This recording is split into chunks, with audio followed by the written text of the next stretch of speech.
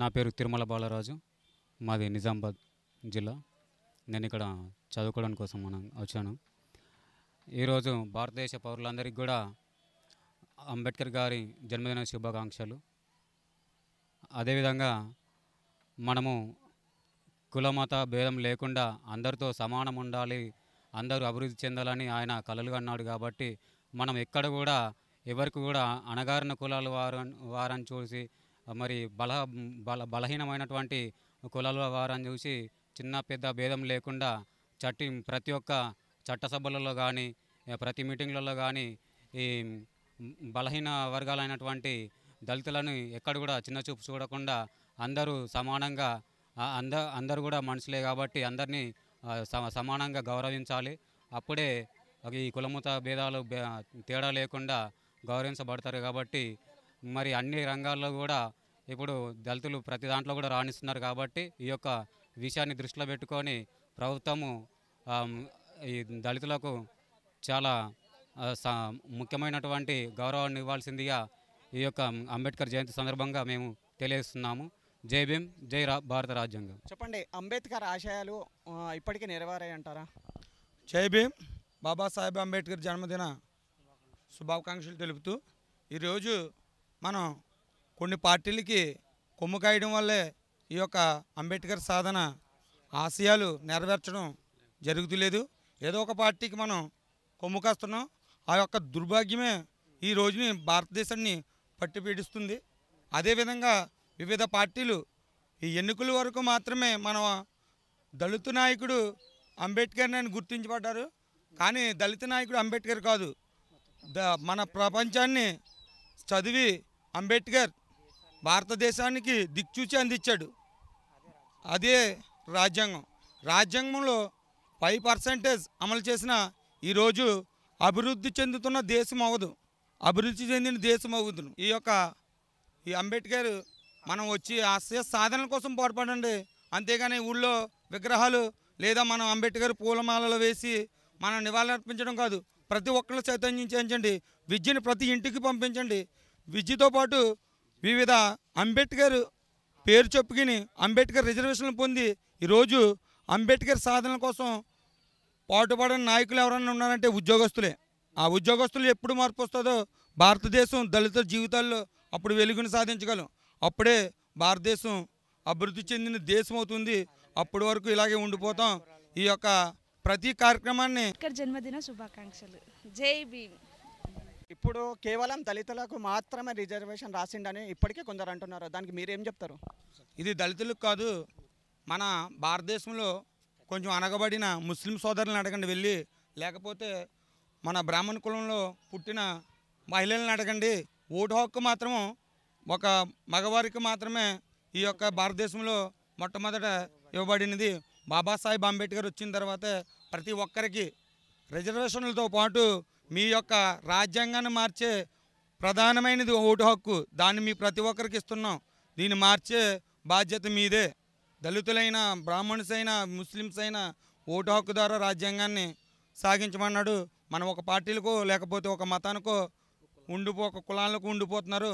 అది దయచేసి కొంచెం తగ్గించుకుని ప్రతి ఒక్కరూ బాబాసాహెబ్ అంబేద్కర్ మన రాసిన రాజ్యాంగాన్ని అర్థం చేసుకుని నడిస్తే చాలా చక్కగా ఉంటుందని నా యొక్క అభిప్రాయం. అదేవిధంగా బాబాసాహెబ్ అంబేద్కర్ కళలు కూడా అదే. దాన్ని ప్రతి ఒక్కరూ ఈ మీడియా ముఖంగా తెలియజేసుకుని మనం రేపు రాబోయే ఎన్నికల్లో ఏ పార్టీకి మనం చెయ్యాలో దాన్ని బట్టి ఇప్పుడైనా నేర్చుకోవాల్సిందిగా కోరుచున్నాం. మన విగ్రహాలకు దండలేస్తాం కాదు, లేకపోతే నివాళులర్పించడం కాదు. అంబేద్కర్ మనం మార్చేది రాజ్యాంగాన్ని మార్చాలి. రాజ్యాంగాన్ని మార్చాలంటే రాజకీయాన్ని మార్చాలి. రాజకీయం మార్చాలంటే సీఎంను మార్చాలి. సీఎంను మార్చాలంటే ప్రధానమంత్రిని మార్చాలి. రేపు మన హక్కులు ఏమైపోతాయో తెలియదు. ఈరోజు ఉన్న ప్రధానమంత్రి చర్యలను చూస్తుంటే రేపు మన హక్కులు ఏమైపోతాయో కూడా తెలియలేదు. తుంగలో తొక్కేస్తున్నారు రాజకీయ నాయకులు. రేపు రాజ్యాంగాన్ని మార్చే ఆలోచనలో ఉన్నారు మన ప్రధాని నరేంద్ర మోడీ. మళ్ళీ వస్తే దళితులే కాదు, ప్రతి ఒక్క హిందువులు కాదు, ముస్లిమ్స్, క్రిస్టియన్స్ అనగదొక్కబడతారు. ఈ యొక్క దేశాన్ని తోలవేయబడతారు. ఇది మనుజన్మ చరిత్ర మళ్ళీ రాయడానికి సిద్ధంగా ఉన్నారు. దీని యొక్క ఓటు హక్కు దారే మనం చేకు సమాధానం చెప్పాలని ఈ మీడియా మూలకంగా తెలియజేస్తున్నాను. అంబేద్కర్ అంటే ఎవరు అంటే ఏం చెప్తారు?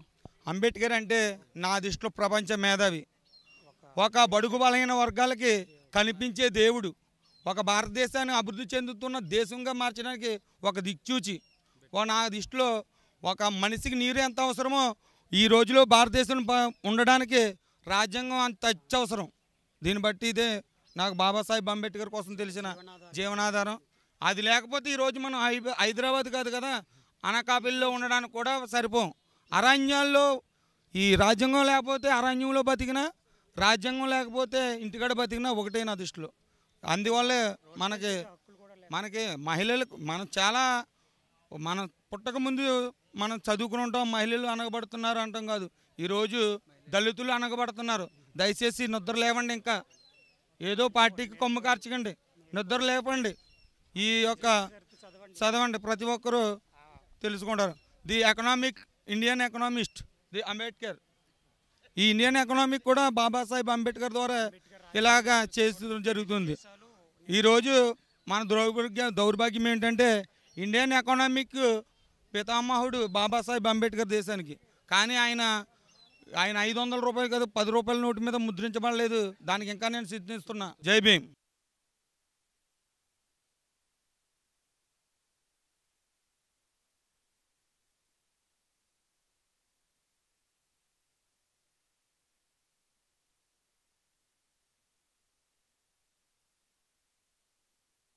చెప్పండి అన్న, మీ పేరు?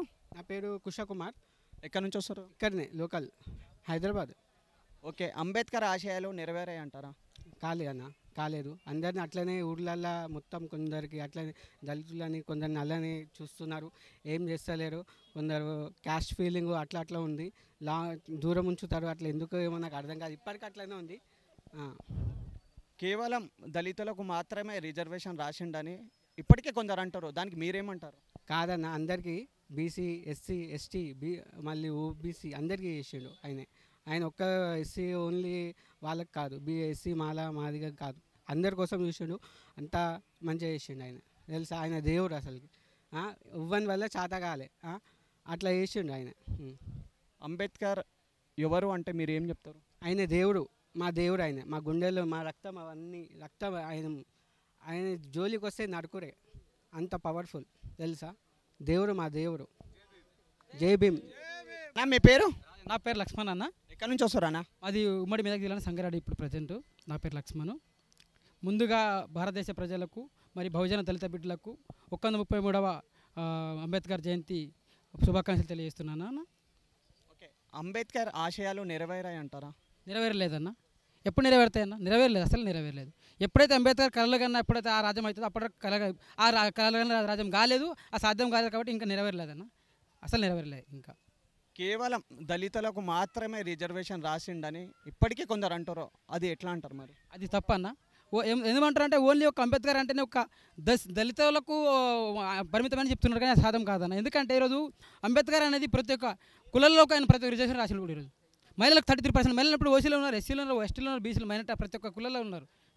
వెనుకబడిన తరగతిలో ప్రతి ఒక్కరికి రిజర్వేషన్ కల్పించిండు. ఈరోజు మనం ఇక్కడ ముందుకు మాట్లాడుతున్నాం, ఈరోజు విగ్రహం ఇక్కడ కల్పించుకున్నామంటే ఆయన ఒక బిట్ని ఫిక్స్ అయ్యారు. మనం మాట్లాడుతున్నాం ప్రతి ఒక్కటి ఆయన ఆయన రాసిన రాత ద్వారా ప్రతి ఒక్కటి అమలు అవుతుంది. ఈరోజు ఏ ప్రధాని మోడీ వచ్చినా, ఏ సీఎం ఎవరు వచ్చినా కానీ ఈరోజు ప్రభుత్వం నడుస్తుందంటే ప్రతి ఒక్క ఆయన రాసిన రాత వల్ల నడుస్తుంది. ఈరోజు ఆయన గీసిన రాతని మొత్తం నడుస్తుంది. ఈరోజు ఆయన ఒక్క భారతదేశానికే కాదు ప్రపంచం మీద పేరు పెట్టారు. ఎందుకంటే ఇప్పటివరకు కూడా 17 డిగ్రీలు ఎవరికి లేవు, 3 PhDలు ఎవరికి లేవు, ప్రపంచం మీద ఇప్పటికి ఎవరికి లేవు, ఇప్పటికి కూడా లేవు, ఇంకెవరికి ఈ స్వయం పైన ఎవరికి లేవు, ఈ స్వయం పైన ఎవరికి లేవు. 17 డిగ్రీలు ఉన్నాయి, 3 PhDలు ఉన్నాయి. అట్లా ప్రతి ఒక్క దానిపైన పరిశోధన చేసిండు. ప్రతి ఒక్కరి గురించి ఆయన మానవ శిల్పి, ఆయన భారత రాజ్యాంగ శిల్పి, మానవ కూడా శిల్పి ఆయన. అట్లా అంబేద్కర్ ఎవరు అంటే మీరు ఏం చెప్తారు? అంబేద్కర్ దేవుడు, ప్రక్క దేవుడు ఆయన.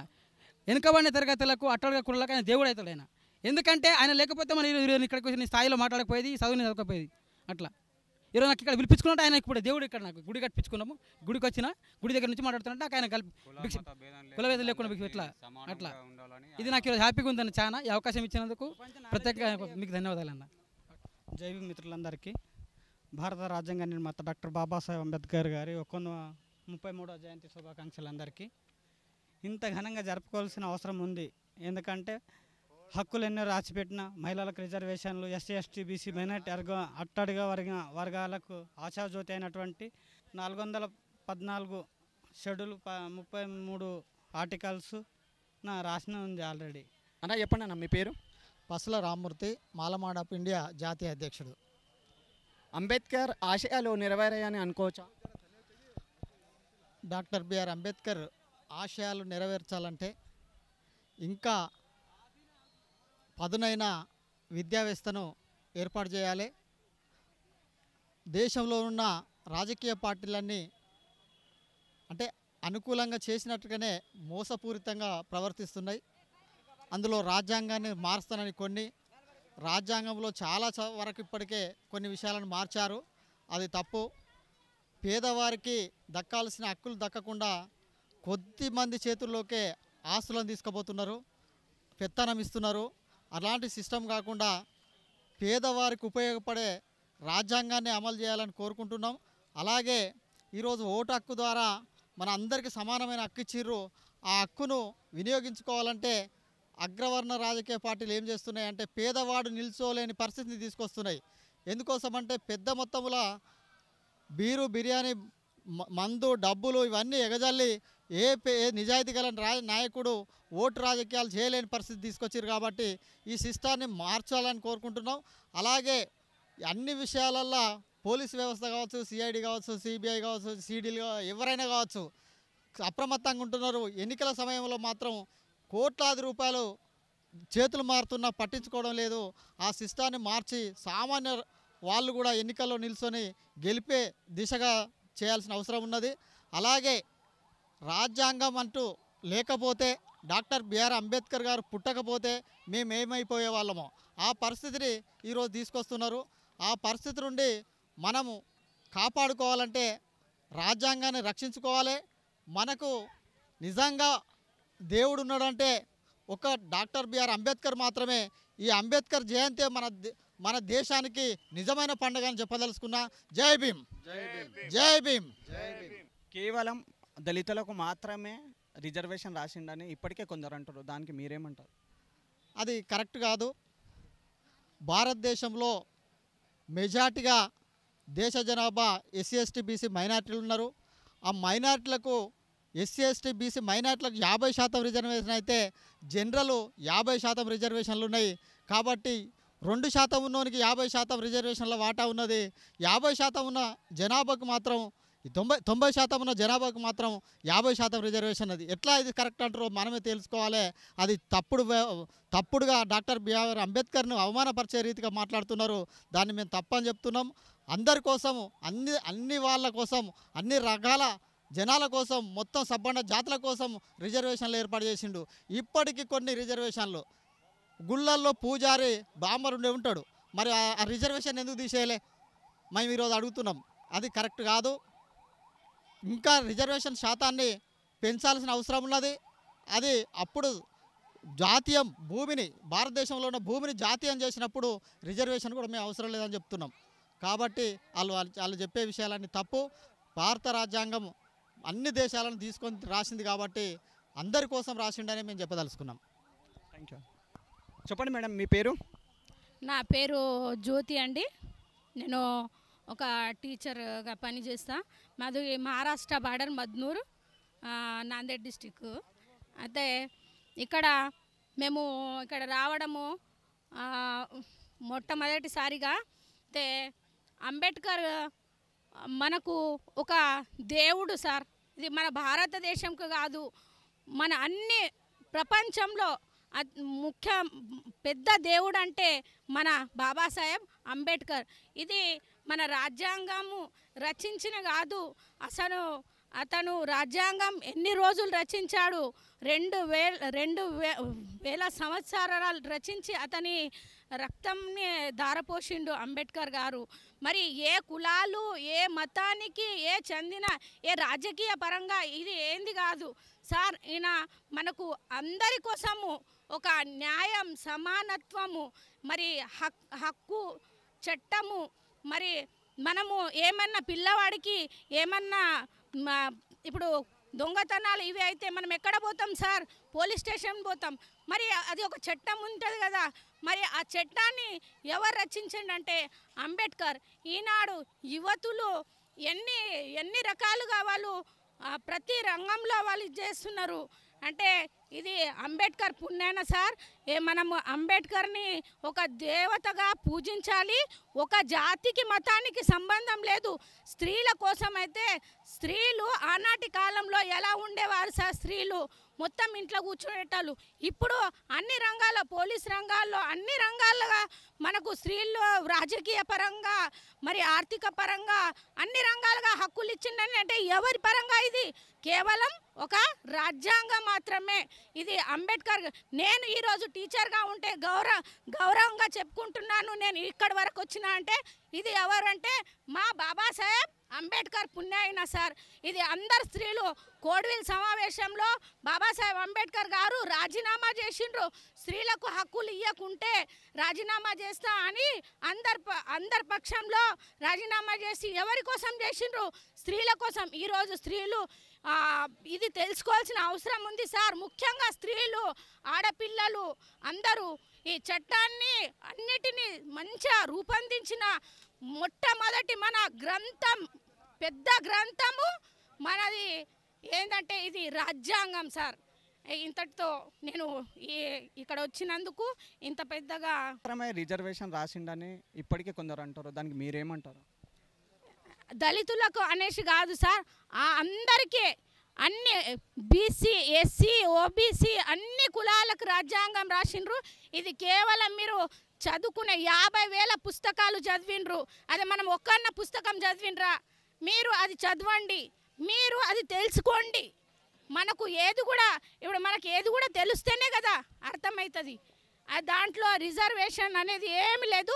సమానమైన న్యాయత్వం, హక్కులు, అన్ని చట్టాలు అందరికీ రచించాడు అందులో.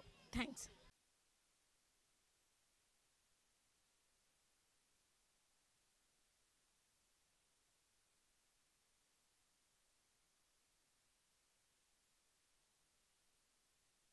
చెప్పండి, అంబేద్కర్ ఆశయాలు ఇప్పటికీ నెరవేరాయని అనుకోవచ్చా?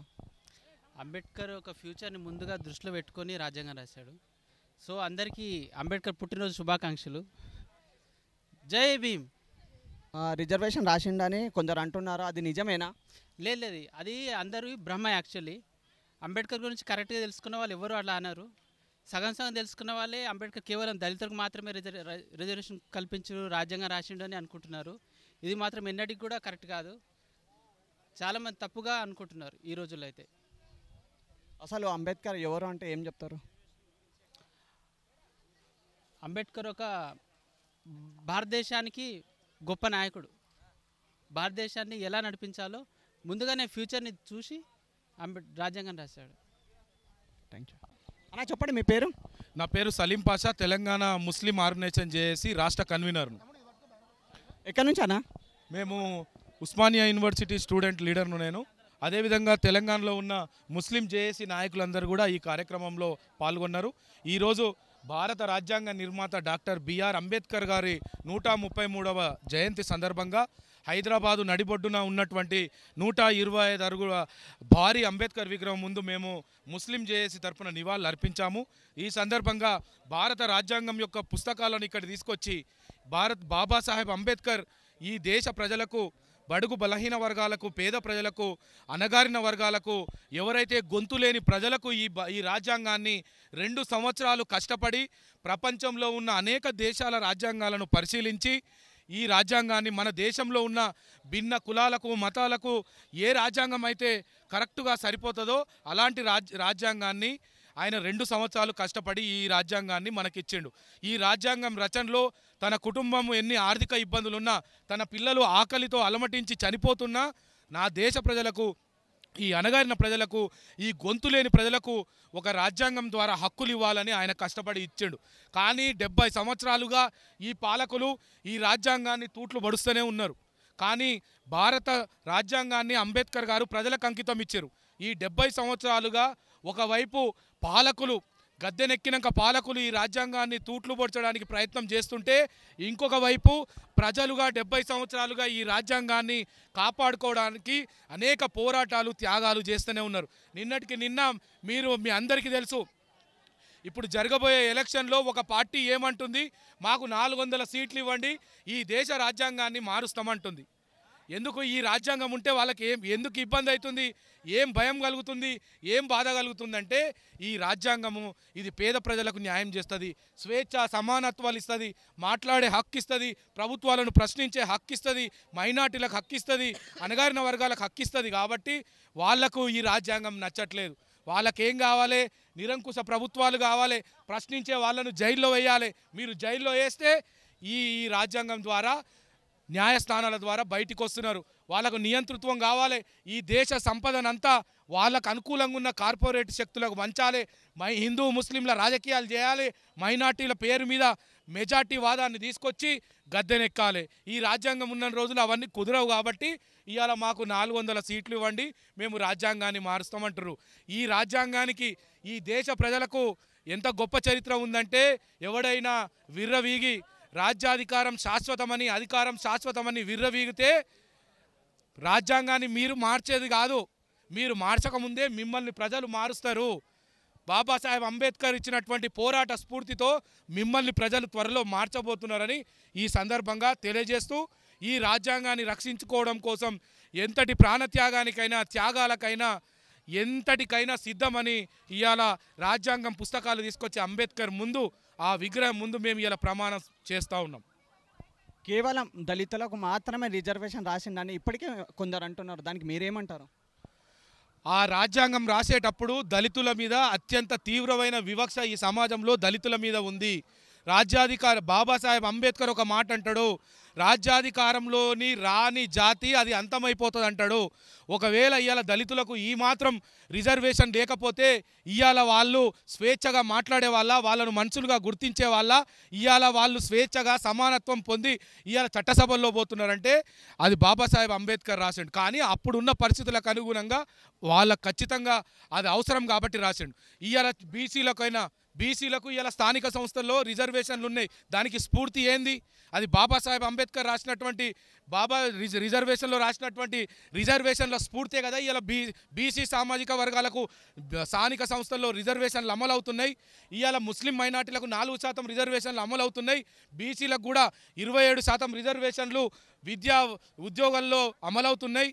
ఈ అన్ని స్ఫూర్తి ఎక్కడ? ఈ స్ఫూర్తి అంతా బాబాసాహెబ్ అంబేద్కర్ రాజ్యాంగం నుంచి వచ్చిన స్ఫూర్తే.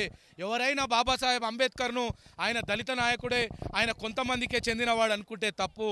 ఆయన పేద ప్రజల మనిషి, ఆయన అణగారిన వర్గాల మనిషి, ఆయన గొంతు లేని వాళ్ళకు గొంతు ఇచ్చే మనిషి, ఆయన ఎవరైతే హక్కుల కోసం కొట్లాడే వాళ్ళకు స్ఫూర్తినిచ్చే మనిషి. కానీ దురదృష్టవశాత్తు ఏంటంటే ప్రజలను విడగొట్టి రాజకీయాలు చేసేవాళ్ళు బాబాసాహెబ్ అంబేద్కర్ అంటే కొంతమందికే సొంతం అంటున్నాం. ఇవాళ ముస్లింలుగా మేము ఇక్కడికి ఎందుకు వచ్చినాం? ఇవాళ బాబాసాహెబ్ అంబేద్కర్కు నివాళులు అర్పించడానికి ముస్లింగా మేము ఎందుకు వచ్చినాం? బాబాసాహెబ్ అంబేద్కర్ రాజ్యాంగమే లేకపోతే ఇంత స్వేచ్ఛ అయినా సమానత్వమైన ముస్లింలకు ఈ దేశంలో దొరకకపోవు. కాబట్టి ఇవాళ మేము రాజ్యాంగాన్ని చదివినాం కాబట్టి మాకు అర్థమవుతుంది. కాబట్టి బాబాసాహెబ్ అంబేద్కర్ ప్రజలందరి మనిషి. ఆయన భారతదేశం ప్రపంచం గర్వించదగ్గ ఒక భారత రాజ్యాంగాన్ని రాసినటువంటి ఒక గొప్ప భారత రాజ్యాంగ నిర్మాత అని ఈ సందర్భంగా తెలియజేస్తా ఉన్నాం. అంబేద్కర్ ఆశయాలు నెరవేరాయని అనుకోవచ్చా? అంబేద్కర్ ఆశయాలు నెరవేరాలంటే ఈ రాజ్యాంగాన్ని తూచా తప్పకుండా అమలు చేస్తే తప్ప ఇవి అంబేద్కర్ ఆశయాలు నెరవేరవు. ఇవాళ జయంతికి వస్తాం, వర్ధంతికి వస్తాం, నివాళులు అర్పిస్తాం, పోతాం. కానీ ఆయన ఇచ్చినటువంటి పోరాటాన్ని, స్ఫూర్తిని, ఆయన రాజ్యాంగాన్ని సంవత్సరం పొడుగుగా మనము అమలు చేసుకునే కార్యక్రమాలు మనం చేయాలి. ఏ ప్రభుత్వాలైనా గద్దెనెక్కే వరకు ఒకసారి ఉంటాయి, గద్దెనెక్కినాక వాళ్ళ నచ్చినట్టు పరిపాలన చేస్తారు. అవసరమైతే ఈ పాలకులను ప్రశ్నించడం. ఇందులో భావ ప్రకటన స్వేచ్ఛ ఉంది, ఆర్టికల్ 19. ఈ ఒక్క ఆర్టికల్ ద్వారా మనం ప్రభుత్వాలను ప్రశ్నించగలుగుతున్నాం. ఇందులో ఆర్టికల్ 3 ఉంది. ఇవాళ తెలంగాణ రాష్ట్రం వచ్చిందంటే ఇవాళ భారత రాజ్యాంగంలో అంబేద్కర్ ఆర్టికల్ 3 రాయకపోతే ఈ రాష్ట్రం ఎట్లొచ్చేది? కాబట్టి అనేక వర్గాల కోసం అనేక సమస్యలకు పరిష్కారం ఈ రాజ్యాంగంలో ఉన్నాయి. కాబట్టి ఆయన ఆశయాలు కొనసాగాలంటే ఈ ప్రభుత్వాలను ప్రశ్నిస్తూనే ఉండాలి. ఈ ప్రభుత్వాలు మాట్లాడే వాళ్ళను, ప్రశ్నించే వాళ్ళను అణచివేస్తాయి, జైళ్ళలో పెడతాయి. కానీ ఈ రాజ్యాంగం ఉంది మనల్ని కాపాడుకోవడానికి. ఇవాళ ప్రశ్నించే వాళ్ళను అక్రమ కేసులు పెట్టి జైలు పంపుతున్నారు. కానీ న్యాయస్థానాల్లో పోరాటం చేసి బయటికి వస్తున్నారు. ఆ ప్రశ్నించే గొంతుకలు బయటికి వస్తున్నాయి. ఎందుకు వస్తున్నాయి? ఈ రాజ్యాంగం ద్వారా వస్తున్నాయి. కాబట్టి ఈ రాజ్యాంగం అమలైతేనే స్వేచ్ఛ స్వాతంత్రాలు ఉంటాయి, పేద ప్రజలకు న్యాయం జరుగుతుంది, సామాజిక న్యాయం జరుగుతుంది, విద్య వైద్యం మనకు హక్కులు లభిస్తాయి. ఈ రాజ్యాంగం అమలు చేసుకోవడం కోసం, ఈ రాజ్యాంగం అమలు చేయమని పాలకులను ప్రశ్నించడం కోసం మనందరి బాధ్యత, పౌరులుగా మనందరి బాధ్యత. ఎన్ని కులాలు మతాలున్నా, ఈ దేశంలో ఉన్న కులాలు మతాలు ఈ ప్రపంచంలో ఏ దేశంలో లేవు.